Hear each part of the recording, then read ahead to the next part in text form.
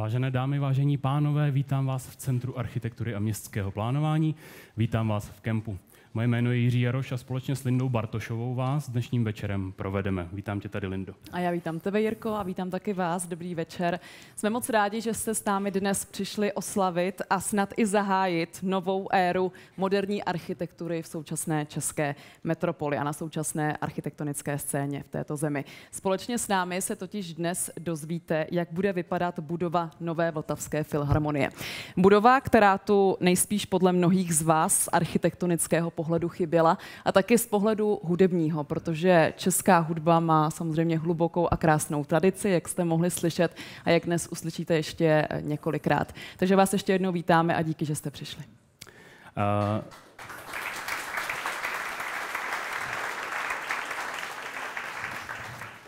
Než se dostaneme k tomu hlavnímu, proč jsme tady, tak se seznámíme s vizí Vltavské filharmonie a s tím, proč bude umístěna právě u Vltavy tam, kde bude. Seznámíme se i s 19 finálovými návrhy a tím, jak je porota hodnotila. A během večera zazní také angličtina, takže pokud byste dávali přednost simultánnímu překladu, můžete u vchodu dostat sluchátka, ve kterých vám bude ten překlad nabídnut. Večerem nás bude taky provázet ansámbl Stromy pod vedením Jiřího Trtíka a zazní skladby Bedřicha Smetany, Jiřího Trtíka, Antonína Procházky a taky Karla Havlíčka. Mnozí nazývají budovu nové Vltavské filharmonie projektem století, který je prozatím jedinečný ještě v jedné věci, a to v tom, že ta potřeba, že ho tu musíme mít, spojuje politické spektrum. Stejně jako názor, že tady moderní středoevropská metropole musí mít adekvátní koncertní sál, musí mít důstojné, ale i moderní kulisy pro klasickou hudbu, která tvořila a tvoří identitu českého národa. Jak moc změní tento projekt Prahu? Na to už se zeptám primátora Zdeňka Hřiba. Dobrý večer.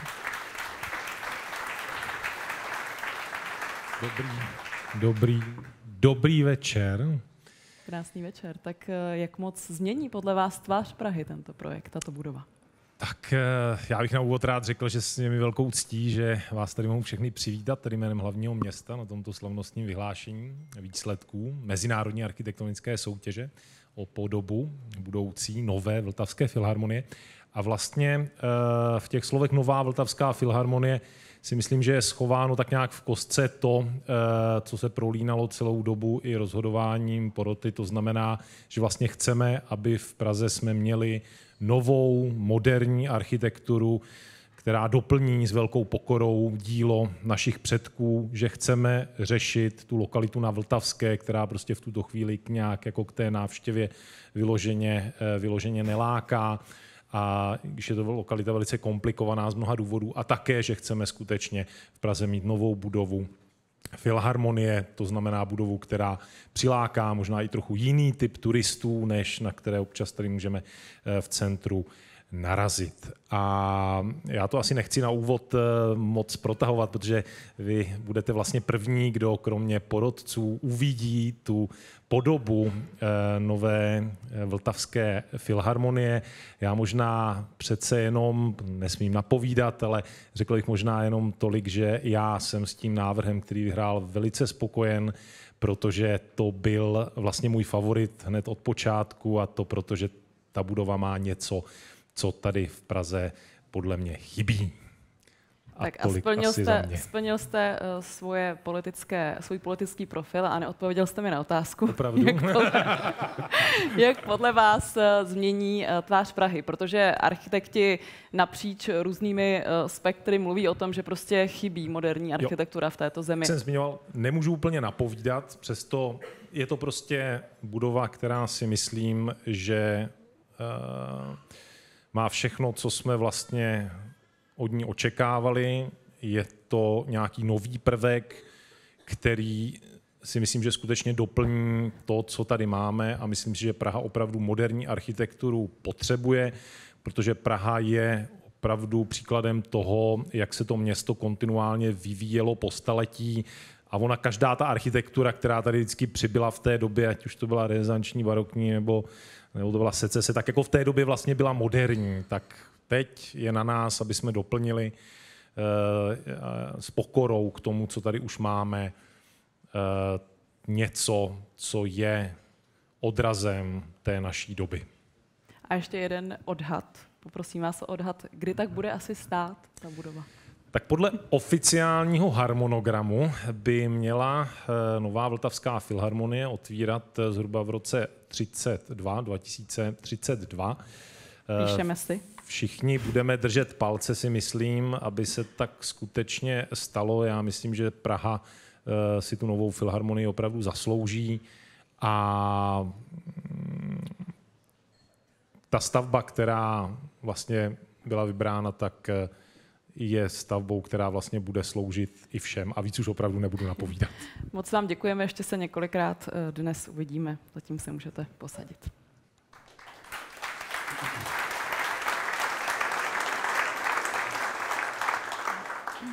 O Vltavské filharmonii posledních několik let mluvíme hlavně v kontextu té soutěže, jejíž finále dnes sledujeme. Ale je to otázka celé generace. Otázka toho, kde bude stát, kdy vznikne, zda už konečně vznikne.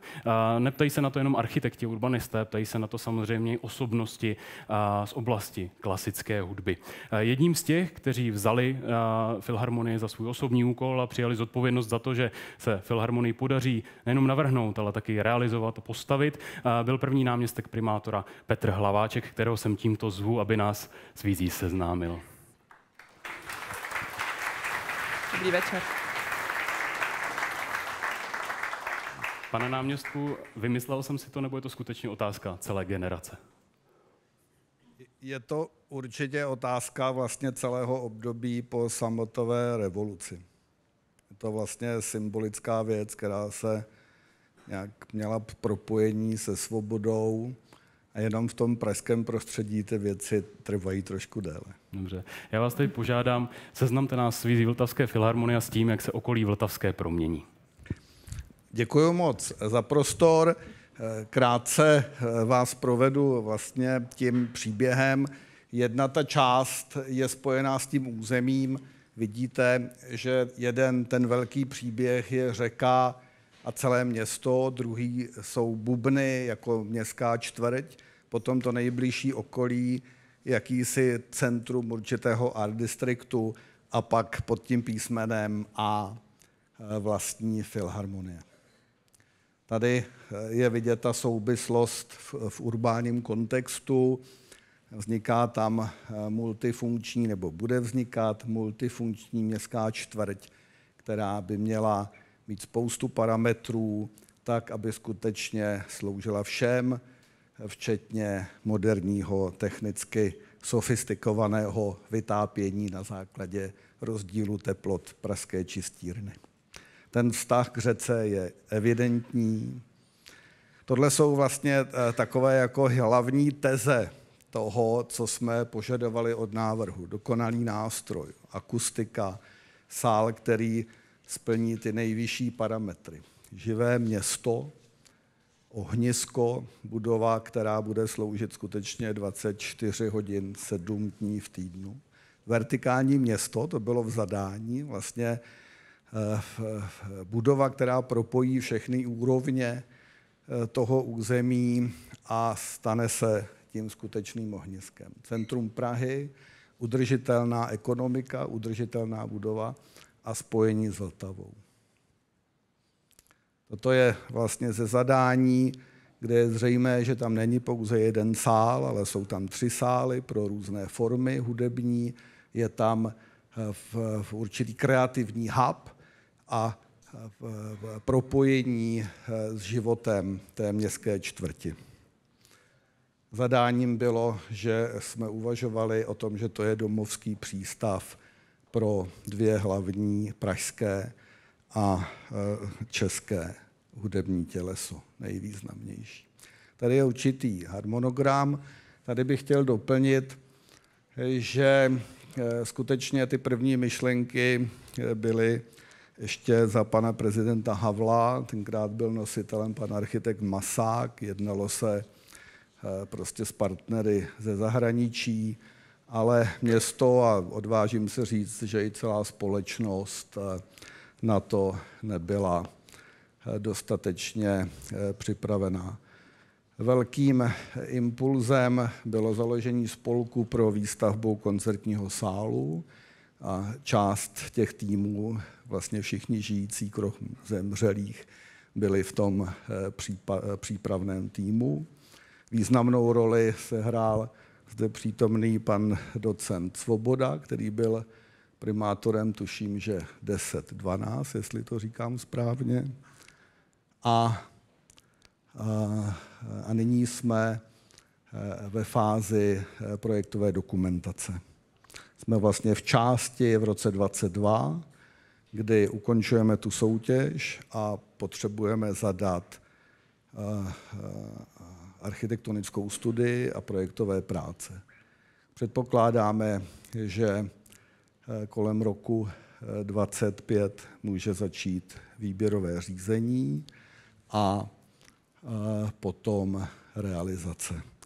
32 zahájení.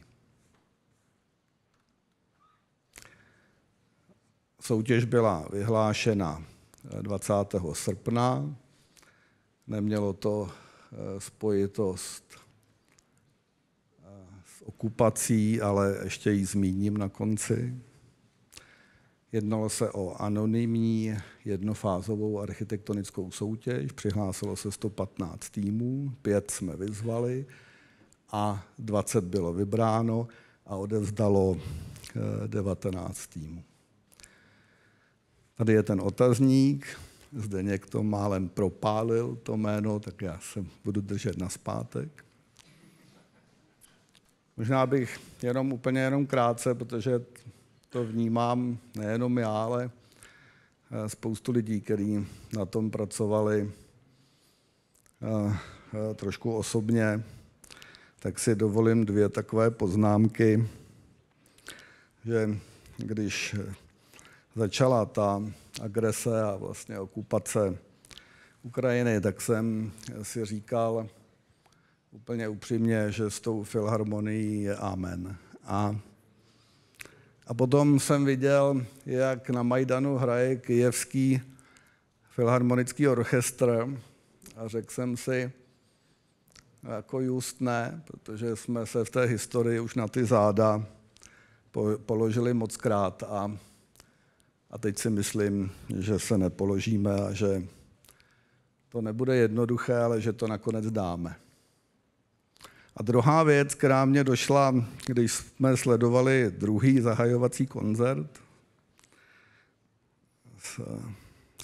s mojí paní, který hrál West East Divan Orchestra, složená z dcerů a synů blízkovýchodních zemí od Izraele až po Palestinu a hráli Mou vlast, tak jsem si uvědomil, že když takovou starou rabínskou pravdu, že když jako změníte trošku úhel pohledu na věc, kterou velmi dobře znáte a máte za to, že je absolutně zažitá, tak můžete vlastně trošku změnit i pohled sám na sebe. A to si myslím, že se pojí s tím projektem Filharmonie a že můžeme skutečně vstoupit jako sebevědomá společnost do 21. století. Děkuji.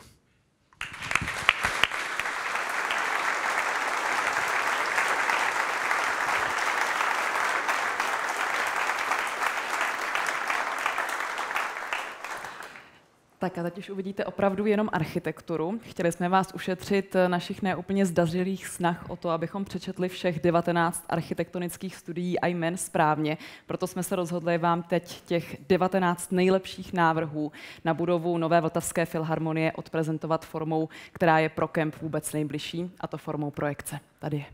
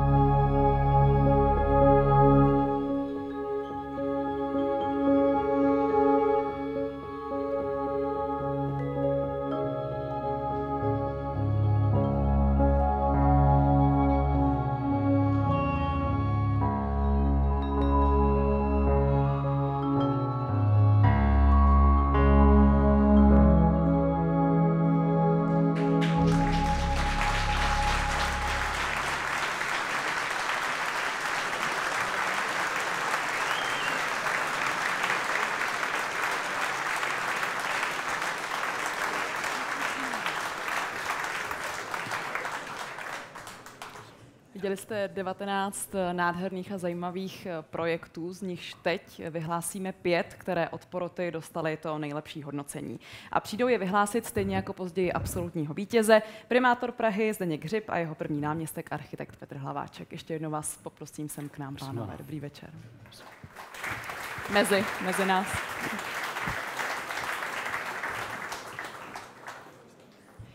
Tak poprosím o vyhlášení 5. místa. Pánové, obálka s 5. místem.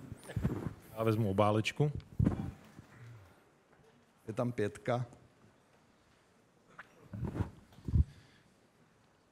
Snoheta. 5. místo vyhrává Snoheta.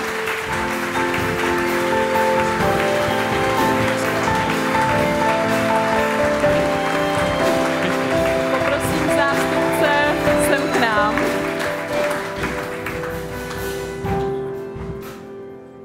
Je-li tu zástupce tohoto architektonického studia, které vyhrálo 5. místo, tak ho poprosím sem k nám. Sice nemůže nic říct, protože je 5., ale dostane kytku a plaketu. Takže to se hodí. Dobrý večer.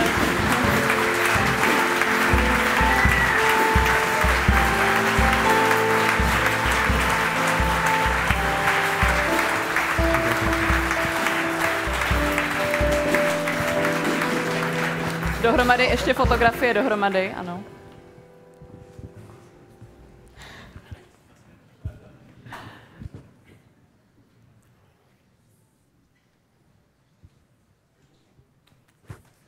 Děkujeme a gratulujeme. Pěkné 5. místo. 4. místo v soutěži o novou budovu Vltavské filharmonie.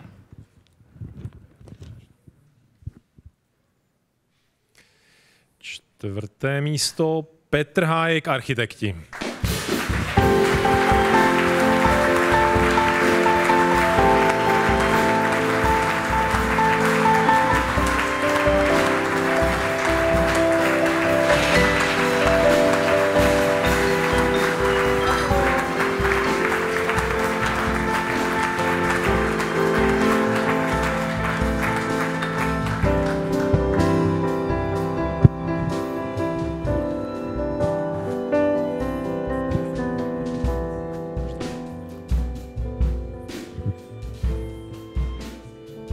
Poprosíme všechny, kdo tu budou, jsou tady velké zelené tečky, tak k ním to směřovat.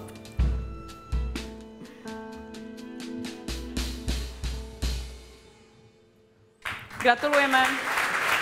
Dobrý večer.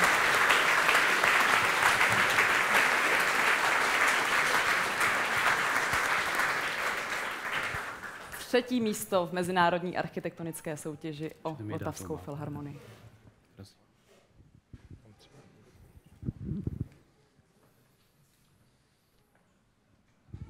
Takže bronz. Bronz si odnese Bev Perovič, architekti. Gratulujeme.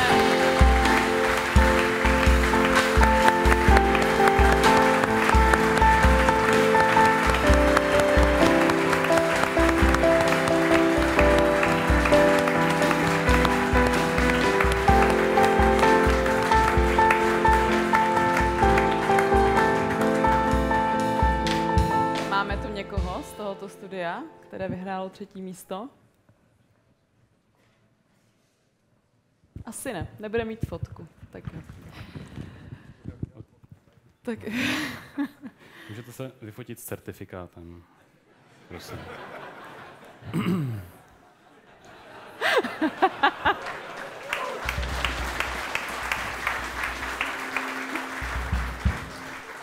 Prosím, pánové, děkuji za improvizaci. Druhé místo. Tak a jde do tvého 2. místo.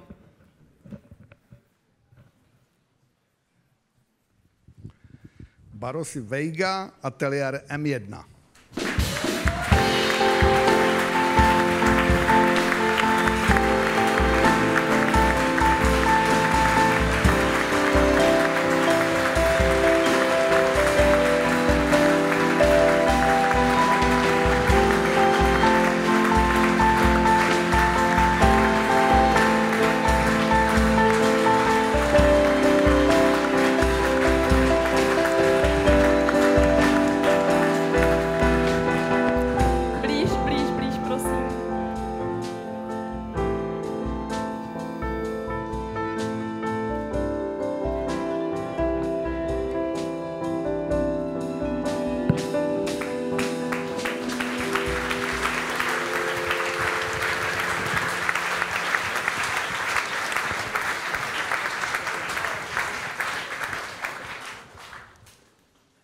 soutěže vítěz. Ještě se zeptám, pánové, předtím, než ho vyhlásíte. Vy už jste říkal, že to byl váš osobní tip, nebo že jste na to sázel, pane primátore. Co vy, pane náměstku? Taky, nebo jste trochu zklamaný, což asi byste neřekl?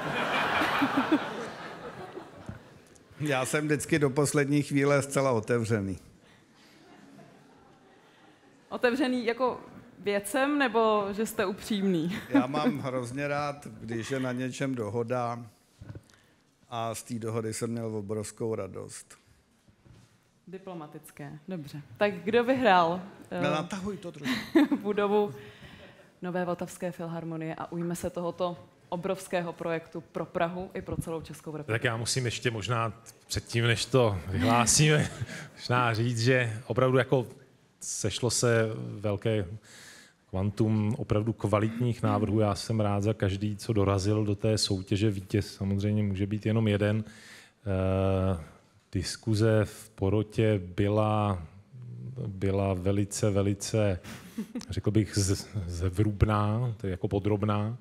Zabývali jsme se všemi aspekty, které tam vlastně jsou, nějaké, které opravdu nenajdete hned na první pohled. A myslím si, že ten vítěz vlastně skutečně se věnoval tak nějak rovnoměrně všem těm klíčovým aspektům a myslím si, že to byl asi ten klíčový moment, který ho poslal na to první místo. Takže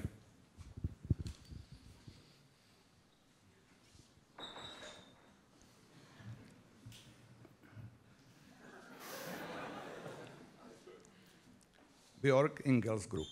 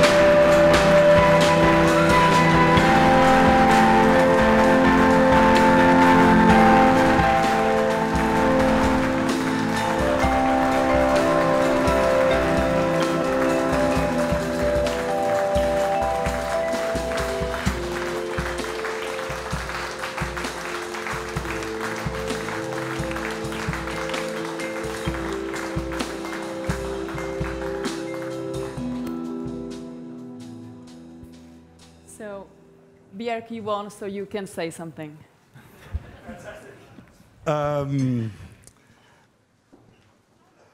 I think thank you would be a good beginning. I think on behalf of my team and I, this is such an incredible privilege and honor to be entrusted with the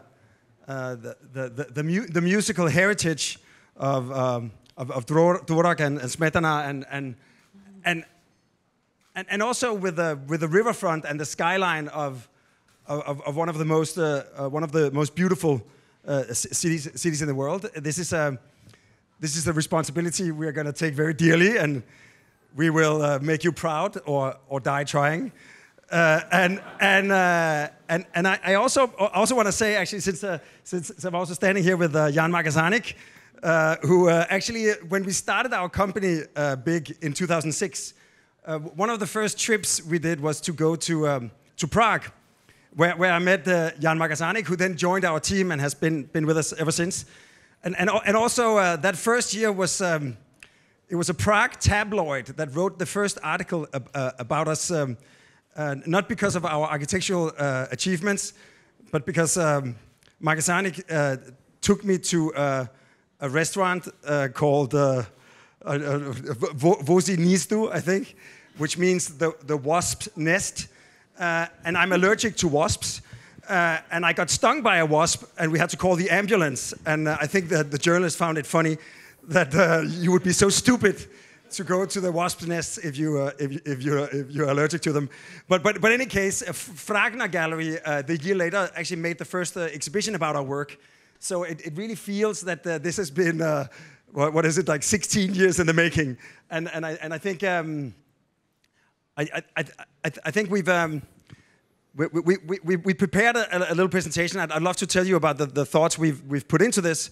Maybe that can happen later. But essentially, you know, this is going to be the Vltavská filharmonie. So it is named after the river that is also its location in the heart of the city. The river that is also the name of one of the iconic symphonies of Smetana that sort of depicts the journey of the water from the source in the Šumava Mountains, and as it goes through the Bohemian forest and valley until it arrives in the city, and that same journey we felt also when we saw the site. Felt like it was possible to almost recreate this kind of journey from the river through the waterfront and the belvederes and the rooftops up to the spires and the top of the city. So in that sense, in many ways, we've tried to, in a way, borrow some of the inspiration from Smetana and try to see if there was an architectural equivalent of that symphony. So maybe on that note, what a blast! I think you know, like Prague is a city that is world renowned for its 2 hilltop castles and its 100,000 spires, and I can't think of anything more meaningful for an architect to add another man-made hilltop and 2 more spires to this beautiful city. So thank you very much.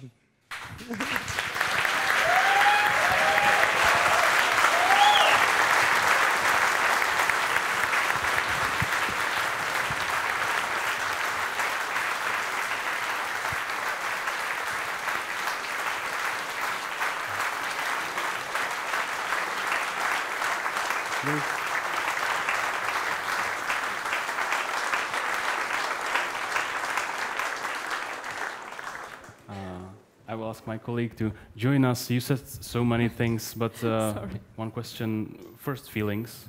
Did you mention them already? No, I have to say that we were talking about it because it was a little bit exciting, and thank you for all the exciting build-up. And I also have to say, from a sort of a architectural point of view, you guys made it very difficult with such an incredible selection of some of the greatest architects in the world.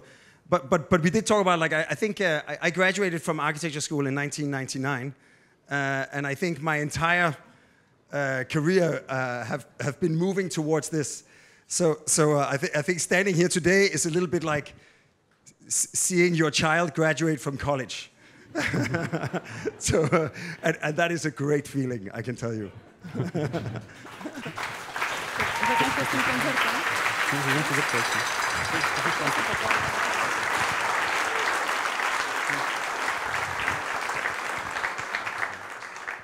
Thank you. We will talk more later. Yes.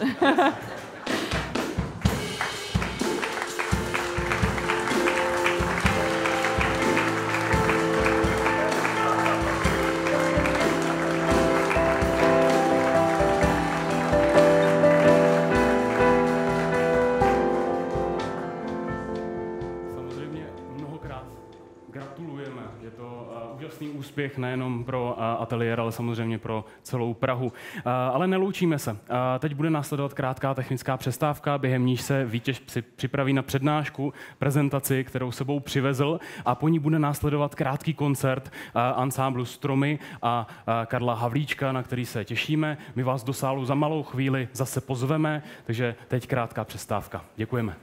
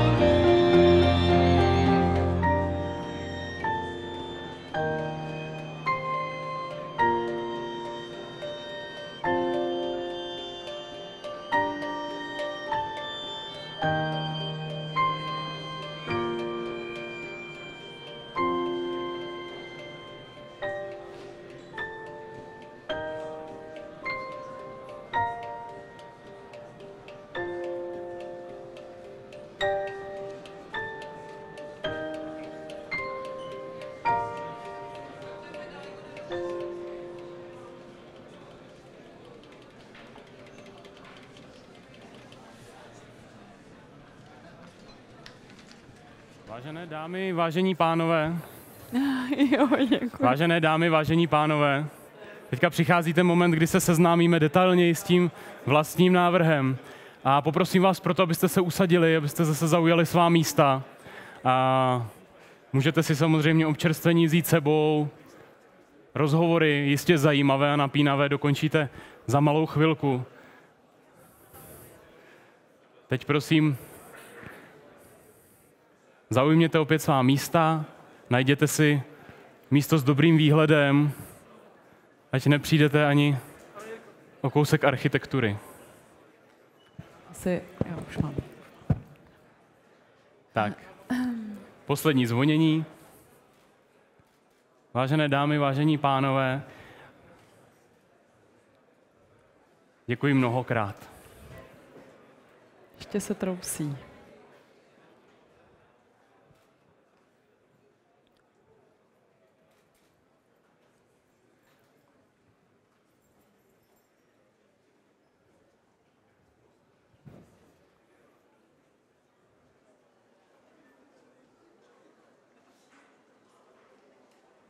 Prosím. Ráda bych sem teď pozvala vítěze architektonické soutěže o podobu nové Vltavské filharmonie Běrka Engelse, aby nám představil dopodrobna svůj návrh.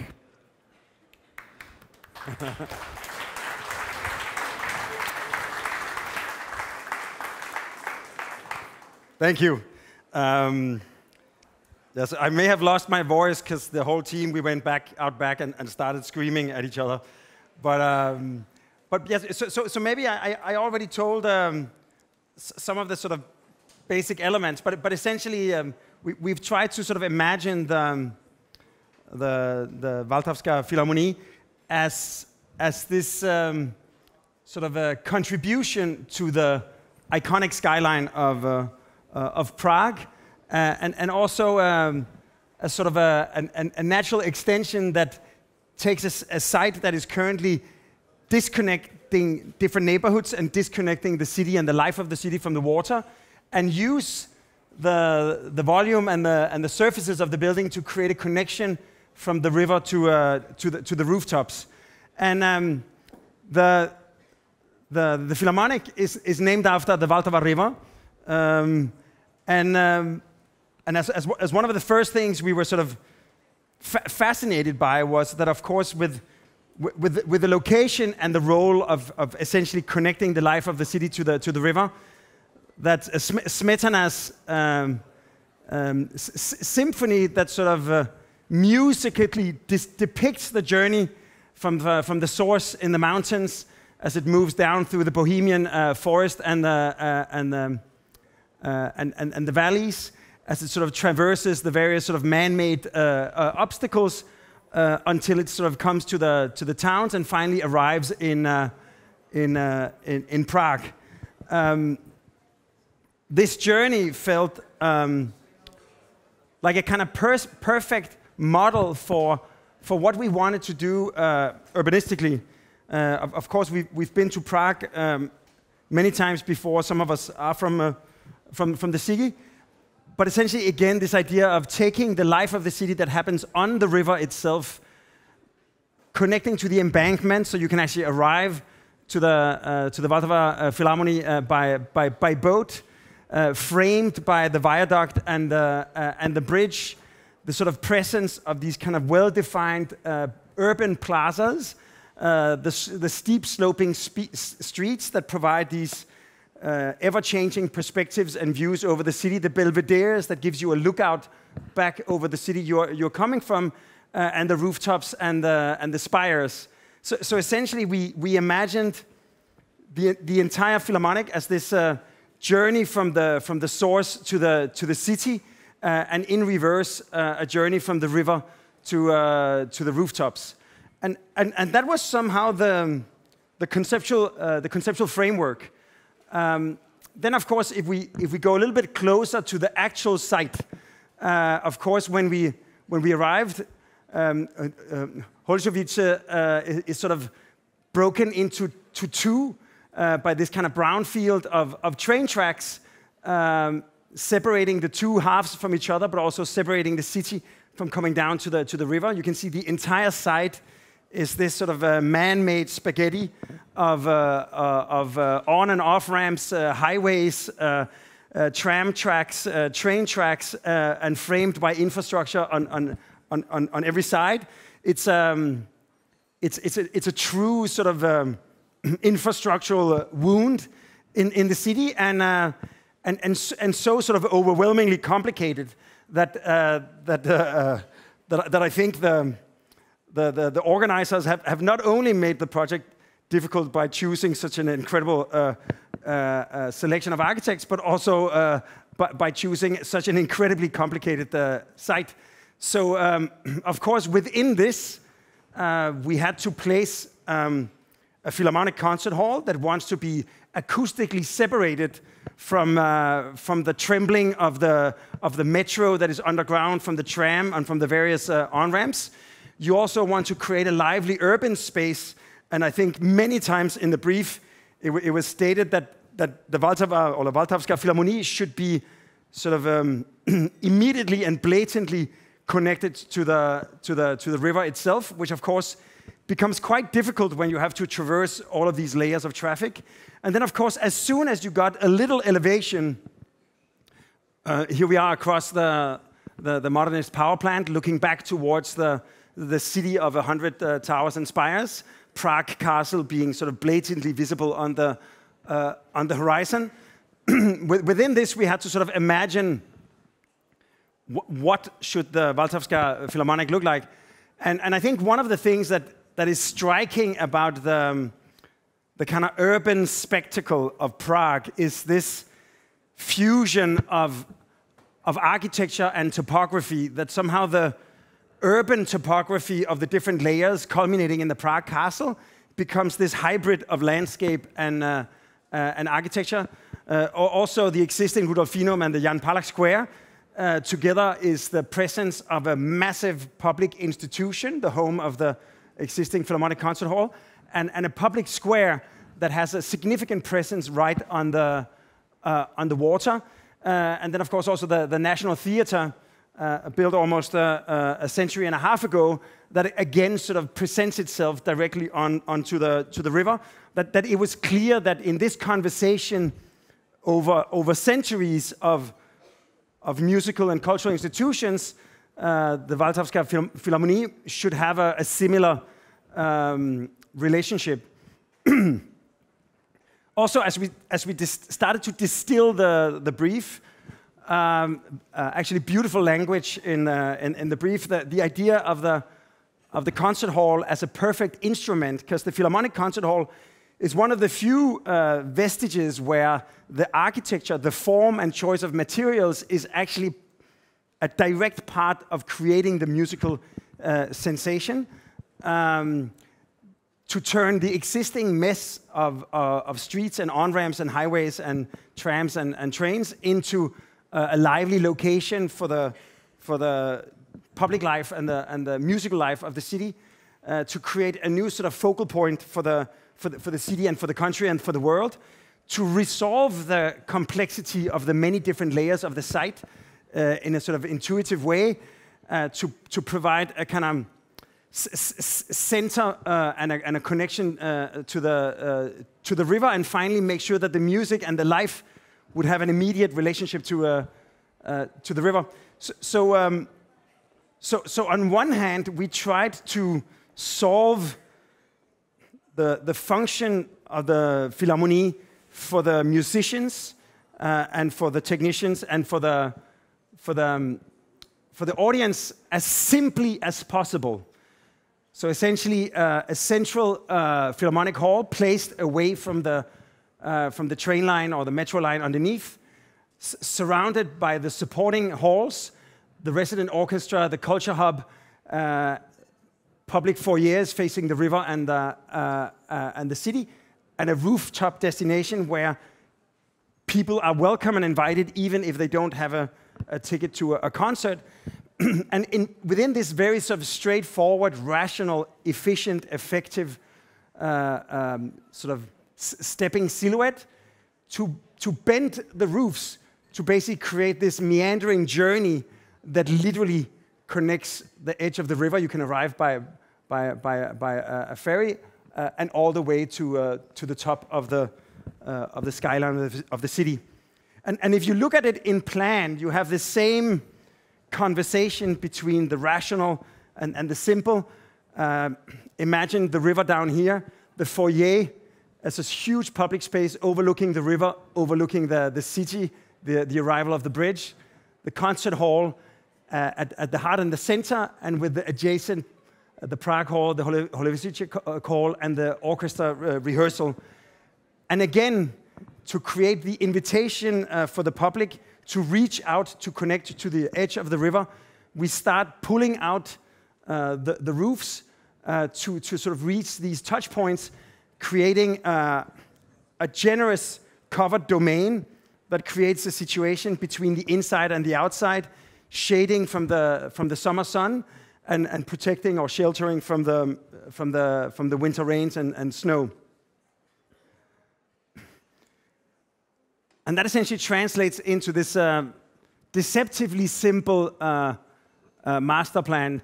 As you see before, we had all of those on and on ramps. They're now sort of gently guided down in front of the arrival of the plaza.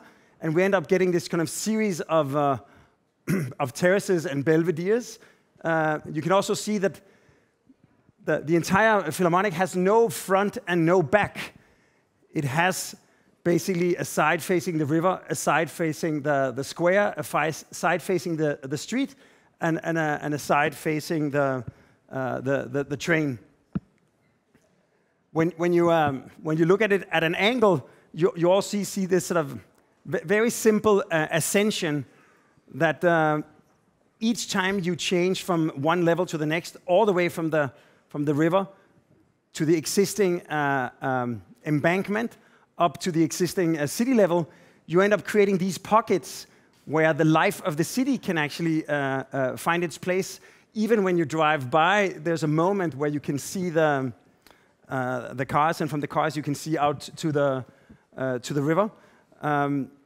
Also creating this like massive public square that both becomes a sort of a well-defined Prague square, but also this kind of big open space overlooking the river.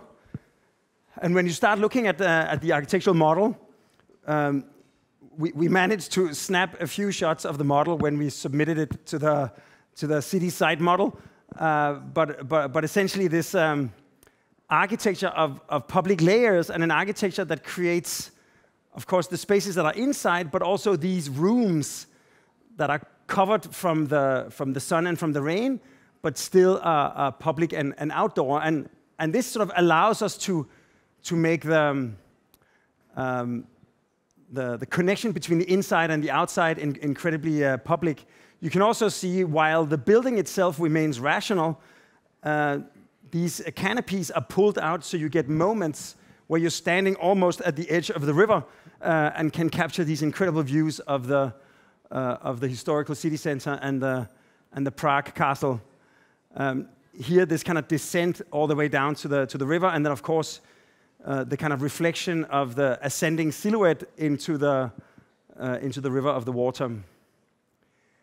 So in many ways you can say that the entire architecture has been conceived as the human experience of one day arriving by boat, where today you meet a wall. In the future you would step off the boat onto an inviting ascending ramp that would take you to the riverfront, where you have cafes and restaurants, bicycle storage, but you can also see the cars moving in the back. You can continue your ascent up to the main level of the square. At this level, you also have access from the metro, and then you can see that the tectonics of these sloping plates is resolved in different kinds of steps for walking, but also steps for sitting and seating, essentially turning many nooks and corners of Philharmonic into potential informal performance places. So here you're actually looking into the foyer. You're looking onto some of the mezzanines that connect to the Philharmonic concert hall on the higher levels. And this journey continues all the way up until the rooftop restaurant, where you can actually, as an outsider, come and take in the spectacle and the view of the city. And you can see the two corners forming two gentle peaks that are actually accessible to visitors. So, of course, in many ways, the view and the experience of the Philharmonic will often be in the reflection of the Vltava itself. The kind of way that the life from within the cafes that becomes sort of a buffer, a way to animate the riverfront, and then how the building has this kind of gesture of dipping down and inviting the public to enter and explore, essentially attempting to create a building that is as inviting and as engaging and as public on the outside as it is on the inside. And here the sort of the view from the bridge arriving and the presence, the sensation that the Philharmonic goes all the way to into the water. Again, here you see the different levels of public space that sort of blend with the existing bridges that were there first. As you move sort of slightly higher, you can see like quite quickly as you climb the building, you have these belvederes that provide sort of beautifully framed view of the Prague Castle and the neighboring church, and even at the top where almost a spire in its own right becomes available for a public visit.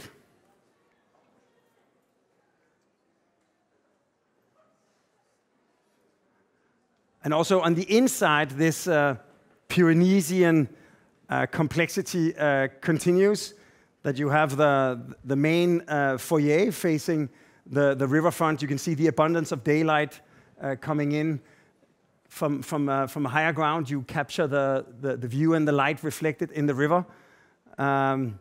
As you move higher, you can see that the different levels of mezzanines and upper foyers connect always to the outside. So even though it is a multi-story building, each level has a direct connection to the outside, and ultimately this experience extends all the way to the peak. And then for the intimacy of the Philharmonic, we sort of conceived of the Philharmonic as this sort of almost like a pine cone turned inside out, where balconies overlap to create this sort of envelopment where we provide the maximum proximity to the orchestra and the source of the music itself. And then in the choice of the material, the choice of the geometries, we also create this sort of continuous ascent that the entire auditorium itself is connected on the inside like the building is on the outside. And then, of course, since Philharmonic concerts often occur in the evening, at night, the large overhangs suddenly sort of open up and create this layered transparency where you can sense the energy happening inside. You can see this kind of open invitation. You also end up understanding how generous some of these overhangs are, where the building really reaches out and animates and activates the outdoor, while sort of becoming this sort of holistic ascending silhouette. And then finally, when you see it in the sort of urban ensemble, and as you sort of move away, I really think what I said before, this in many ways we were trying to sort of discover something new and that we hadn't seen before. On the other hand, we were trying to contribute to one of the most beautiful cities in the world, and we really like this idea that a city that is world renowned for its 2 hilltop castle and its 100 towers and spires, we could potentially now contribute 1 more hilltop and 2 more spires as the home for the Vltavská filharmonie.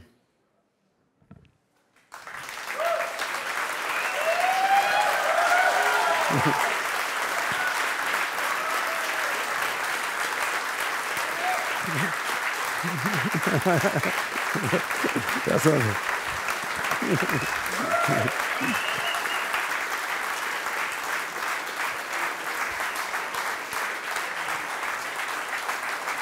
Thank you.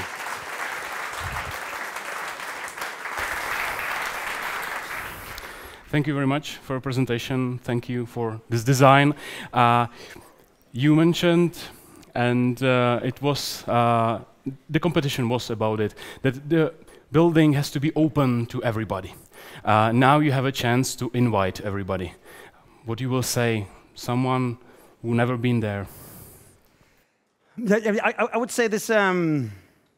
Like I think very often what interests me in architecture, but also in art and in the world maybe, is when you have the coming together of seemingly mutually exclusive ideas, or you could call it an oxymoron, an idea of something that has this internal tension. Because on one hand, we had this profound feeling that Prague is such a well-defined, beautiful historical city that what we had to do should be respectful and sort of well integrated. On the other hand, the architecture of the past has always been striking, and some of the landmarks we consider the very essence of Prague are the ones that actually stand out. So what we've tried to do is create an architecture that you can, on one hand, see it as a big urban space that simply climbs up towards the rooftops, but you can also see it as a new and sort of vertical silhouette. You can see it as a kind of highbrow, fine cultural institution, but you can also see it as an incredibly inviting architecture that even if you are not yet smitten by philharmonic music, you won't be able to resist just to see what happens here. And to your surprise, you find that it's not an exclusive architecture, it's actually an inclusive architecture. And as you arrive and explore, you find that there's actually an invitation for you. It's one of these few moments where normally you're not supposed to climb on the roof of buildings. In this case, you are more than welcome. In fact, it's here for you. So I think the entire architecture tries to sort of break down the contradictions and actually create a place that can feel home for the historical city, for the future of the city, for the philharmonic clientele, and for everybody else who hasn't yet discovered philharmonic music.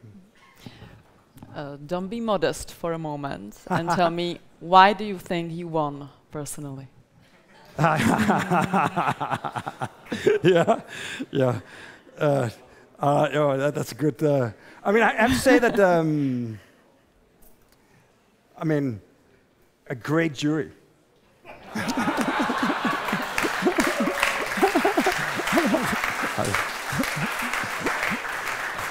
That's modesty.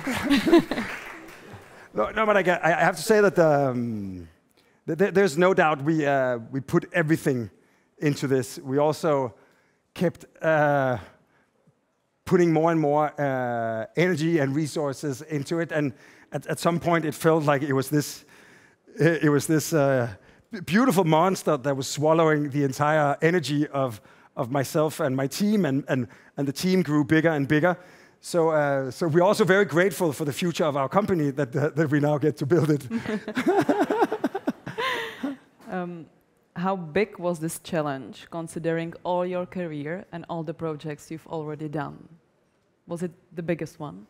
Yeah, I would say I'm not lying. I'm not lying. I'm not lying when I say that you know, the last 23 years has been in order to be able to be in a situation where we can be entrusted with a project like this, and without any comparison. Otherwise, you know, I'm from Denmark, and in Denmark we have this one national hero of architecture, which is Jørgen Utzon, and he is the architect of the Sydney Opera. So not for so you can say the most important work of Danish architecture is actually built in Sydney on the other side of Earth. Mm-hmm. And I think what he succeeded was many things, but maybe I'll just mention two, that he created a building that creates this invitation by putting the back of house under a plinth and putting these shells on top.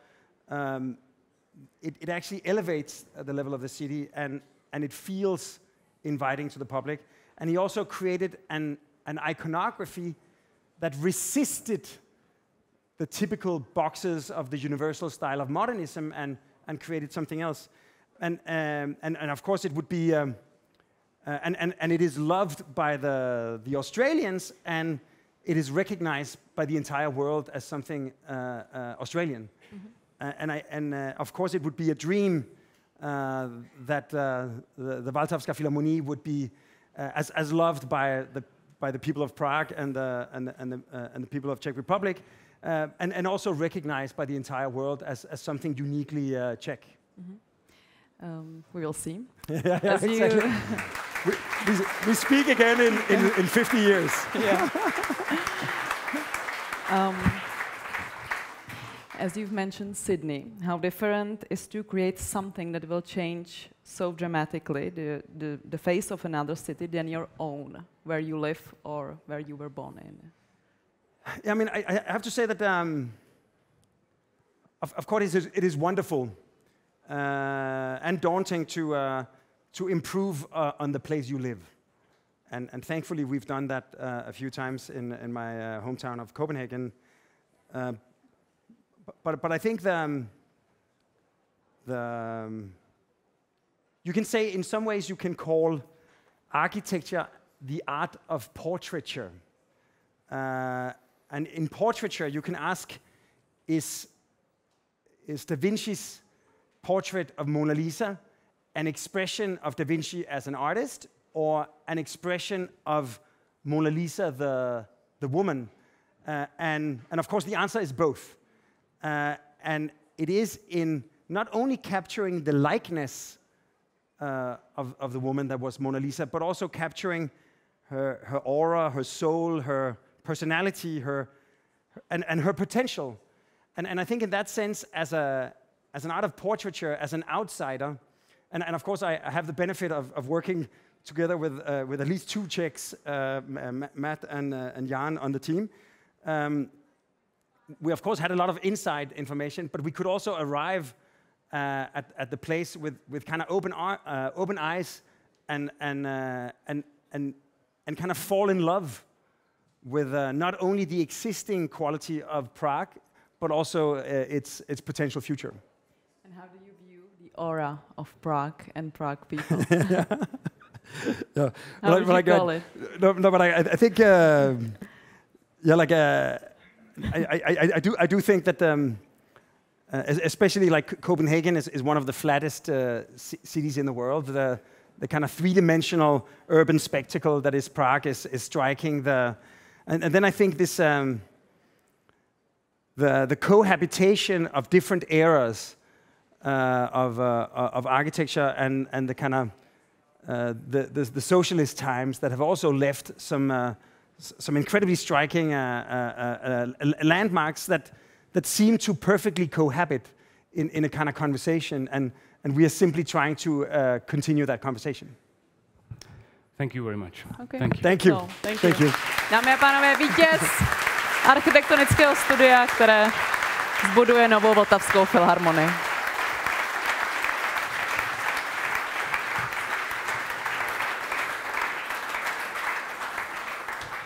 To je všechno. Moc děkujeme vám za pozornost, gratulujeme vítězi i zúčastněným a pozveme vás ještě na další dění tady v kempu. No, tímto samozřejmě nekončí nic, maximálně ta soutěž. Teď začíná ta nová etapa Vltavské a zároveň celého hlavního města, možná i státu. Už ve čtvrtek začíná doprovodný festival. Celé 4 dny uvidíte na Vltavské to, co se tam normálně odehrává ve vší kráse. Uvidíte parkour, uvidíte skateboardy, uvidíte BMX, všechno, co se tam už teďka děje, všechno, co ta Vltavská umí. Ale uslyšíte taky hudbu. Uslyšíte klasickou hudbu, uslyšíte populární hudbu. Na to všechno vás zveme od čtvrtka až do neděle. A už zítra tady v kempu bude kemping Ondřeje Cihláře talk show se světoznámou Dagmar Peckovou a Michalem Sedláčkem, ředitelem KAM Brno, předsedou poroty o soutěž Vltavské filharmonie. Takže na to všechno vás zvu a zároveň bych vás rád pozval na ten následný program. Teď už se ale loučím s diváky tady v sále, s diváky, kteří nás sledují na dálku. Takže děkuji za vaši pozornost a vás tady v sále zvu na ten následný program. Ale ještě mi dovolte jménem Petra Hlaváčka a samozřejmě také pana primátora, aby jsme poděkovali všem, kteří se na soutěži účastnili, organizačnímu týmu, protože tomu věnoval obrovský kus práce, kus svého života a samozřejmě ty nervy, které dneska prožívali, si neumíme představit. Takže ještě jednou gratuluju, děkuju za to, že se to stalo. Zvu vás na ten následný program. Za malou chvíli začne hrát DJ Flokes. Venku vás čeká catering od Kro, takže užijte si ty poslední chvíle dnešního večera, ale teď ještě ansábl pod vedením Jiřího Trtíka se s vámi rozloučí posledními tóny, které si doufám užijete a doufám, že další krásné tóny už brzy zazní právě na Vltavské. Takže ještě jednou gratuluji Praze a děkuji za vaši pozornost. A vám taky děkujeme, samozřejmě. Děkujeme. Díky moc, pěkný večer. Děkujeme.